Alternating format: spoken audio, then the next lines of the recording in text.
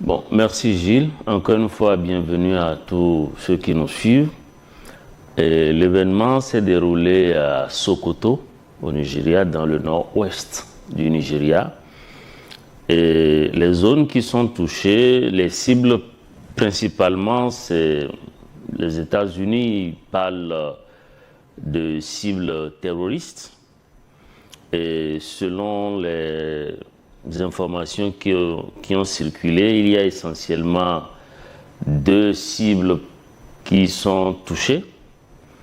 Et à Sokoto, nous avons des frappes qui ont touché des zones habitées comme Jabo par exemple.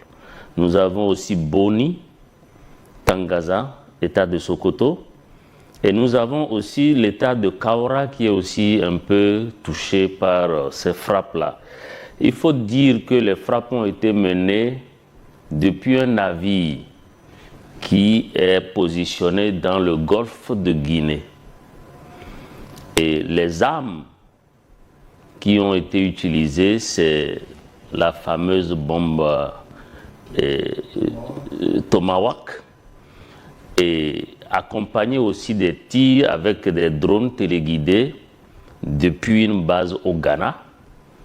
Et tout ceci constitue, il faut le dire, d'entrée de jeu, une agression pure et dure, une négation totale du droit international.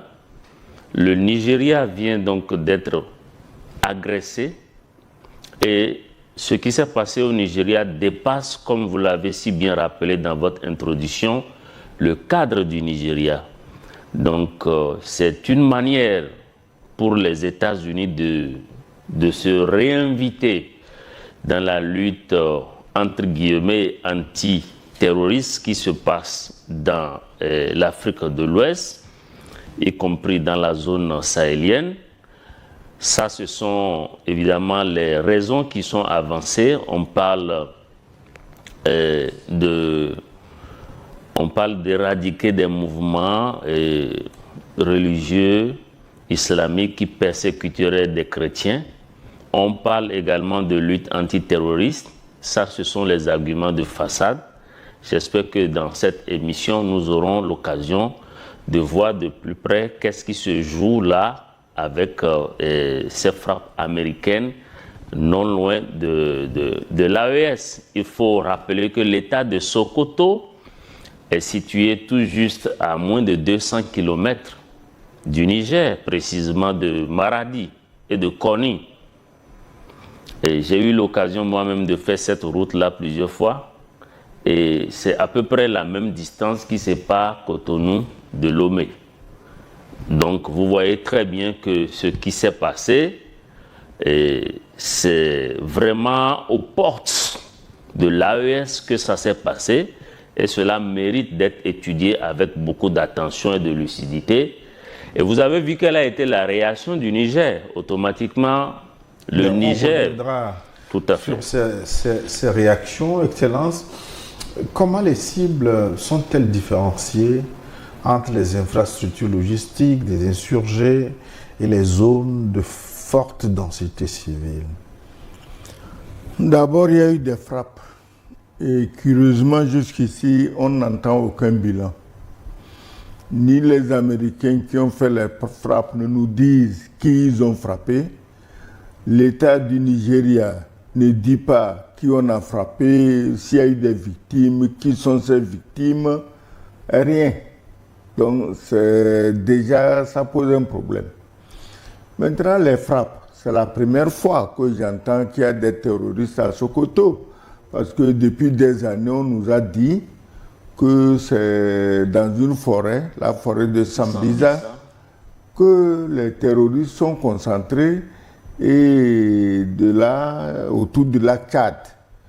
Donc j'ai été surpris d'apprendre qu'il y en avait aussi à Sokoto et apparemment c'était plus urgent de frapper à Sokoto que de frapper dans la forêt de Sambisa où ils sont vraiment installés, ils sont chez eux. La forêt de Sambisa, c'est une république terroriste et personne n'y touche, ni le Nigeria, ni les États-Unis.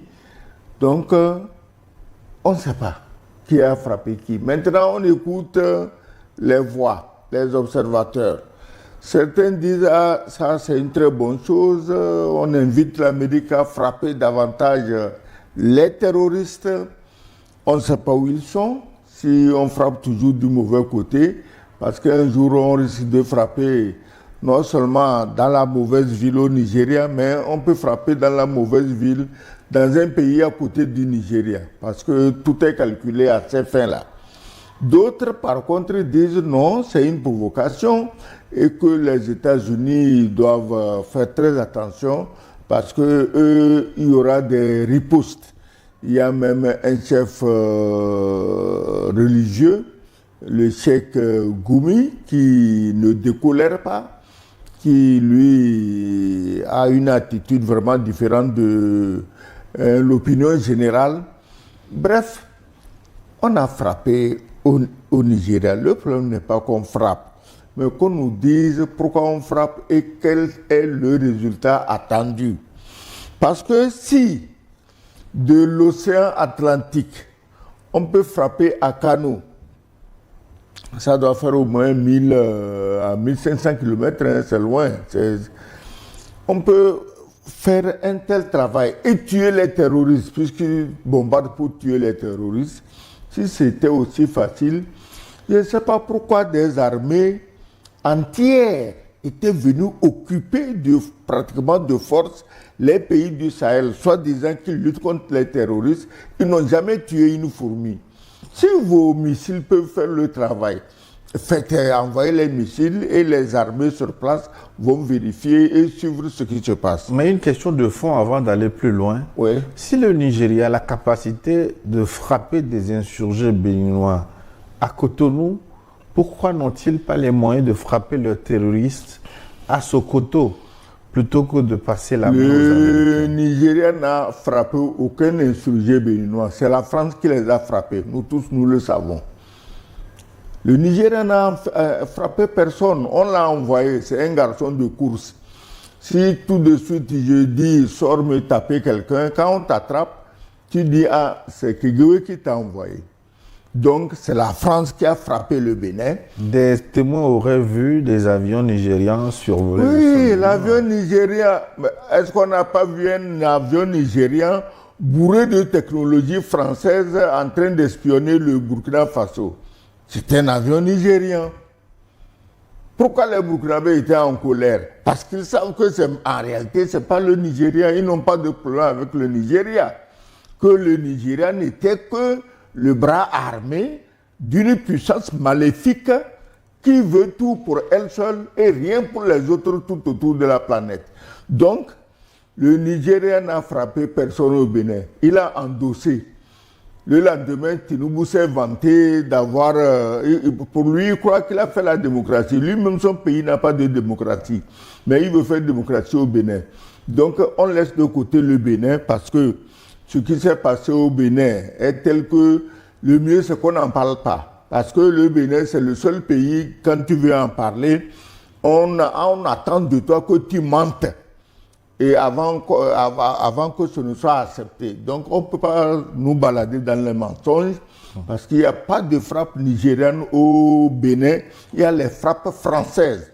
Le fameux coup d'État, aujourd'hui, on sait très bien qui a concocté quoi. Le colonel Tigri, qu'on dit être avoir le don d'ubiquité.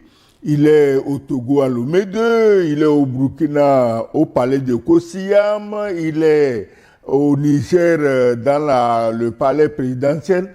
Tout ça, tout ce bordel-là.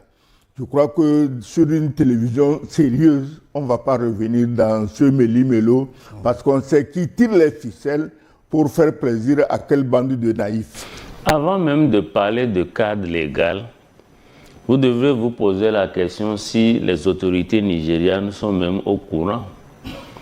Parce que vous avez entendu que c'est à 19 minutes des frappes que le gouvernement du Nigeria a été informé. Ce qui s'est passé au Nigeria... Le ministre des Affaires étrangères dit avoir discuté au moins 2 fois avant ces frappes à Sokoto. D'accord. Si le ministre du Nigeria dit qu'il a discuté au moins 2 fois, comment vous expliquez alors la réaction du gouvernement du Nigeria qui a suivi? Parce que vous avez vu quand même qu'il y a eu plusieurs versions concernant ce fait. D'abord, la zone où il y a eu les frappes, cette zone n'est pas accessible aux observateurs indépendants. La zone est complètement quadrillée. Les journalistes indépendants n'ont pas pu avoir accès à cette zone. Ça, c'est d'abord la première chose. Les appareils qui ont été utilisés. Et le Nigeria, nous a-t-on appris dans le coup d'État manqué du Bénin qu'il avait des avions qui pouvaient opérer des frappes très précises. Ça, c'est le président Talon lui-même qui a dit que ce sont des avions qui ont permis de faire des frappes précises. Donc, ça veut dire que le Nigeria avait la capacité de mener ces frappes précises sur son propre territoire, mais que ça n'a pas été le cas et que c'est les États-Unis qui sont venus à travers un navire installé dans le golfe de Guinée mener ces frappes-là. Je pense que cette histoire est une nouvelle invention. C'est une nouvelle invention qui est bourrée de mensonges et de tromperies et de duperies politiques. Et qu'il vous souvienne que depuis que l'Alliance des États du Sahel a commencé par produire des effets positifs en matière de lutte antiterroriste, en matière de réorganisation de la zone, en matière de diversification des partenaires, et cela a conduit le Niger à demander le démantèlement de la base 201 des États-Unis installée à Agadez. Et cette base a été démantelée sous pression des populations du Niger et donc de l'AES et sous pression également du gouvernement du Niger. Donc ça a été carrément un repli ou une perte d'influence de la présence américaine et occidentale dans l'AES. Aujourd'hui, qu'on a laissé d'abord, vous avez vu quels sont les stratagèmes que les impérialistes ont utilisés pour aller contre cette AES. À travers ils ont tenté de soulever les populations en vain. Ils ont tenté de mener une pression accrue terroriste sur les populations, mais les États tiennent malgré tout et avancent. Ils ont mené des politiques d'asphyxie économique sur ces pays, mais ça n'a pas également marché. Donc il faut passer à une dimension supérieure, il faut passer à une dimension nouvelle. Et vous savez que les États-Unis, un jour, c'est pour des raisons démocratiques, pour établir la démocratie qu'ils frappent, et la nouvelle trouvaille, c'est la lutte anti-terroriste. Et vous avez vu également que de tout le temps, les bombardements américains et occidentaux dans les pays n'ont jamais apporté aucune solution. On se rappelle de ce qui s'est passé en Afghanistan. Vous avez vu comment les États-Unis ont été chassés là-bas après une présence prolongée, soi-disant pour établir la démocratie et travailler contre le terrorisme. On a vu le résultat. Mais soyons sérieux. Si c'est à la demande du Nigeria, ce que le ministre des Affaires étrangères même a dit est grave. Parce que ce n'est pas les ministres des Affaires étrangères qui décident de la guerre. Dans ça, on n'a jamais parlé du ministre de la Défense. On n'a jamais parlé du chef d'état-major. On n'a jamais parlé des militaires. Ni du chef de l'État lui-même. Ni du chef de l'État lui-même. Le ministre des Affaires étrangères décide de quoi? Il sait quoi de la guerre? Il sait quoi des bateaux qui sont dans le golfe de Guinée? Il sait quoi des missiles Tomahawk qui doivent être envoyés? Il sait quoi?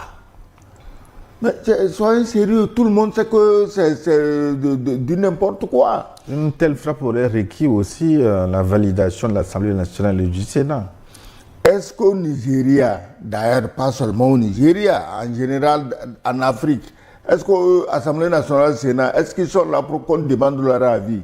Tu décides, tu leur dis d'avaliser, ils avalisent. Quand on a frappé le Bénin, ce n'est pas le lendemain qu'on leur a demandé, ils ont dit oui, nous on est d'accord. Mais au moins, c'est sur pas la ça. forme. Pourquoi oui, ici aussi pour la forme, pour la forme, l'Amérique frappe. Et après, l'Assemblée nationale va valider, le Sénat va valider. On connaît le circuit, ce n'est pas nouveau. Parce que si le gouvernement nigérian était vraiment associé à l'affaire, si le gouvernement nigérian devait dire à l'Assemblée de voter, de décider ou au Sénat d'apprécier, mais on n'aurait jamais frappé parce qu'on dit qu'il y a parmi... il faut faire attention, au Nigeria, le problème c'est quoi? C'est que de hauts responsables, que ce soit au niveau du gouvernement, au niveau des États, de la fédération, au niveau disons, des armées, il y en a qui sont de connivence avec les terroristes. Donc si on va à l'Assemblée, on dit on veut bombarder, mais il y a à l'Assemblée certainement quelqu'un qui s'entend avec les terroristes, il va les avertir. Donc je crois que pour ces raisons, il faut une certaine discrétion, on a frappé. Ok, on est d'accord, parce que si on leur dit, ils vont s'éparpiller. C'est pourquoi j'ai dit, mais finalement, on a frappé qui? Il n'y a pas de bilan. On ne nous dit rien. On a frappé qui? Au Bénin, on sait à peu près qui est mort. Même si on ne l'annonce pas. Parce que c'est le maître qui a décidé. Quand le maître décide, les valets meurent, on ne doit pas en parler. Ce n'est pas important. C'est du banditisme de la voyoucratie d'État. Les chrétiens du Nigeria ne sont pas sous l'autorité de Donald Trump ni des États-Unis. Il y a un gouvernement au Nigeria. Et si cette question relève spécialement et exclusivement du gouvernement de Tinubu, ce n'est pas Donald Trump. Donald Trump n'est pas le maître du monde. Il n'a pas à aller intervenir dans tel ou tel pays parce qu'il suppose qu'il y a telle ou telle chose. Bientôt, ce sont les élections à mi-mandat aux États-Unis. Et Donald Trump, à travers cet enfumage, il compte convaincre son électorat qui essentiellement est chrétien, qu'il est en train de voler au secours des chrétiens qui seraient persécutés en Afrique et précisément au Nigeria. C'est des arguments de campagne. Vous savez que c'est classique. Ils sont comme ça, elles sont comme ça, ces grandes puissances-là. C'est-à-dire que l'Afrique est un théâtre pour eux. Quand il y a élection chez eux, ils cherchent à mener des actions en Afrique et dans d'autres côtés, d'autres continents, pour se faire passer pour le bon leader. Et puis Tinubu, lui aussi, en début 2027, ce sera les élections présidentielles. Donc lui aussi, il cherche à tirer avantage de cette histoire. Mais la réalité, c'est que ou Tinubu est complice de cette agression de son propre pays, ou alors il est pris en otage aussi. Ou alors il ne contrôle absolument rien du tout. C'est l'un ou c'est l'autre. Donc c'est pour vous dire qu'en réalité, Donald Trump, ce qu'il est en train de faire, ça n'a absolument rien à voir avec les chrétiens, l'intérêt des chrétiens au Nigeria. Pourquoi tente-t-il d'argumenter, Excellence? En Ukraine, des populations sont bombardées. Les Gazaouis sont exterminés. En Somalie, on tue. En RDC, l'histoire des chrétiens à protéger est une farce. C'est des histoires. Pourquoi c'est une farce? Alors nous parlons, n'eût été la Chine et la Russie, Trump serait en train de bombarder le Venezuela. Le Venezuela est un pays chrétien. Dis-moi pourquoi il est bombardé. Parce qu'il dit que le pétrole du Venezuela lui appartient à lui, Trump. Maintenant, il y a le pétrole au Nigeria. Le pétrole aussi du Nigeria, si celui du Venezuela lui appartient, pourquoi celui du Nigeria ne lui appartiendrait pas? Parce qu'il faut faire attention, Trump a dit que quand il va finir de régler la guerre de l'Ukraine, il va régler le problème du Biafra parce qu'il estime que les élites du Nord commettent trop d'injustices sur les habitants du Biafra. Il a dit, hein, ce n'est pas une supposition, il l'a dit. Donc, c'est ça qu'il a commencé. Il faut bien qu'il coupe la partie du pétrole parce qu'il doit se presser de faire, dès qu'il a vu que Macron peut donner des ordres à Tinubu qui exécute, étant donné que dans les années, la guerre du Biafra, c'est la France qui avait organisé pour s'approprier, pour voler le pétrole du Biafra. Trump s'est dit, mais si Macron revient dans le jeu, il donne des ordres à Tinubu, qui les exécute comme un aveugle, mais moi aussi je me mets dans le jeu, mais je frappe plus grand pour prouver que la France n'est rien devant moi. Sinon, s'il faut protéger les chrétiens, est-ce que tu sais que dans tout le Moyen-Orient, l'Irak était le pays où il y avait une minorité chrétienne à l'aise, heureuse. Mais on a frappé qui? Saddam Hussein. Qui les protégeait? C'était Saddam Hussein. Mais est-ce qu'on n'a jamais fait preuve de pitié envers Saddam Hussein? Non. L'Ukraine, où ils ont dépensé aujourd'hui jusqu'à leur dernière cartouche. Est-ce que tu sais que leur champion, leur génocidaire, Zelensky, le seul type qui est capable de commettre un génocide contre ses propres populations parce qu'il est cornaqué par des nazis? Alors, est-ce que tu sais que Zelensky a fermé des églises chrétiennes, orthodoxes, mais chrétiennes? Il a fermé, il a détruit, juste parce qu'il semblerait qu'elles répondent de Moscou. Est-ce que les États-Unis ont réagi? Est-ce que Biden a dit quelque chose avant l'arrivée de Trump? Non, ils étaient d'accord. La Syrie, les Assad, qu'on dise tout ce qu'on veut dire, mais ils ont protégé les minorités chrétiennes. On a chassé les Assad, on a amené qui? Un terroriste musulman dont eux-mêmes avaient mis la tête à prix. Tu es sûr qu'il pense beaucoup aux chrétiens quand il fait des choses, il pose des actes comme ça. En Libye, mais il y avait des chrétiens au temps de Kadhafi. Il n'y a jamais eu de problème avec quelqu'un. Il y avait tout le monde en Libye, tout le monde était heureux en Libye. Les noirs, les jaunes, les blancs, les choses. Mais aujourd'hui en Libye, même si tu es musulman, à partir du moment où tu es noir, tu arrives, on te prend, on te vend comme une chèvre. Les États-Unis ne voient pas ça. Donc, partout où ils ont fait la guerre pour le pétrole. Ils veulent s'approprier le pétrole du Venezuela. Ils s'aperçoivent que l'affaire est compliquée.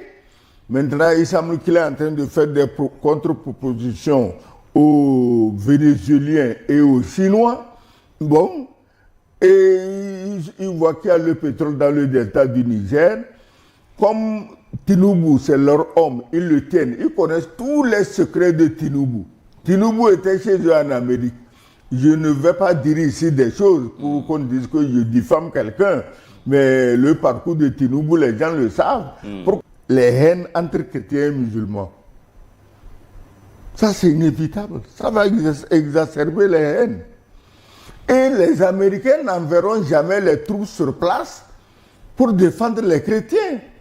Les musulmans, les djihadistes, je ne parle pas des musulmans globalement, je parle des djihadistes. Les djihadistes, ils vont continuer leurs attentats. Mais aujourd'hui même, il y a eu un attentat, non, à Zamfara, dans l'état de Zamfara ou quelque chose. Mais ça ne va pas mettre fin aux attaques là-bas. Ça ne va pas mettre fin. Non. Est-ce que ce n'est pas mieux de chercher quelque chose qui va mettre fin? Au départ, les pays du Sahel ont dit, nous, on combat le terrorisme. Et c'est contre eux que tous ces petits pays, ces pays de choses-là, esclaves-là, se sont levés. Aujourd'hui, tout donne raison aux pays du Sahel parce que on me dit depuis 3 jours, non, que les Américains font ça parce qu'ils veulent en profiter pour aller au Sahel. Mais vous plaisantez, quel Sahel? Le Sahel n'a pas de problème de terrorisme, il combat ces terroristes. Oui. Chacun n'a qu'à combattre ces terroristes. Oui, Didier. Oui. Non, disons que l'objectif recherché, encore une fois, par Donald Trump n'est pas de venir en aide aux chrétiens. Et ce n'est pas à travers ces frappes qu'un problème sera réglé dans l'espace autour du golfe de Guinée et de l'AES. Ce n'est pas comme ça. Et encore une fois, ces frappes non seulement risquent d'exacerber les tensions entre chrétiens et musulmans, comme l'a rappelé l'ambassadeur, il y a une autre phase cachée de la chose. C'est que désormais, vous allez voir que ces groupes terroristes-là vont tout simplement essayer de migrer pour rentrer au Niger. Rentrer au Niger et s'éparpiller progressivement dans l'AES. C'est ça que le Niger a compris. Et c'est ce qui justifie l'activation de l'état d'urgence générale par le gouvernement du président Tiani. Donc ils ont compris très bien qu'en réalité, ce n'est pas une histoire de chrétiens. Voilà. Et c'est pour ça que, éventuellement, effectivement, ce message, c'est-à-dire que le Niger n'a pas commenté, mais le Niger a tout simplement activé sa mesure d'urgence générale. C'est pour dire, nous avons compris ce que vous êtes en train de faire et nous sommes préparés. Nous voyons clair dans ce que vous faites et nous prenons nos dispositions. C'est comme tel qu'il faut comprendre l'attitude du Niger dans cette affaire. Bon, le terrorisme, est-ce que vous avez vu tout l'armada qui a été déployé au Mali pendant 10 ans? Est-ce que ça mais ils avaient la main sur le terrain, ils étaient au sol. Donc, ils profitaient justement pour faire ce qu'ils ont à faire à travers donc, ce mandat qu'ils ont eu de l'OTAN et du moins des Nations Unies, avec la France en tête de peloton et toutes les armées otaniennes qui se sont installées à Bamako. Vous avez vu quel a été le résultat? Bien au contraire, le terrorisme s'est propagé progressivement jusqu'au Bénin. Donc leur objectif, en fait, les gens ne comprennent pas que les terroristes et les impérialistes, c'est des partenaires. Voilà. C'est des amis, c'est des collègues de travail. Ce ne sont pas des ennemis. Quand vous entendez qu'eux, ils frappent les États-Unis ou la France ou l'OTAN frappe une zone, ce n'est pas pour tuer les terroristes. Au contraire, c'est pour les armer et les envoyer continuer à détruire tel ou tel pays. Et c'est encore ce qui vient de se passer là au Nigeria. C'est pour mettre une pression sécuritaire complémentaire sur le Niger et donc sur l'AES. Parce que quand, d'abord, la zone est quadrillée, les journalistes indépendants n'ont pas accès à la zone. Et en plus, il y a un flou total qui a entouré l'opération. Personne ne sait qui a fait quoi, le nombre de missiles exactement. Personne ne connaît le bilan aujourd'hui de ces attaques, de cette frappe américaine sur le Nigeria. Donc, ces arguments-là, il faut que les Africains comprennent et savent lire entre les lignes. Donc, c'est pour mettre une pression supplémentaire. Et quand il y a ces genres de frappes-là, la conséquence, c'est quoi? C'est tout simplement la dispersion. Les gens vont essayer de rentrer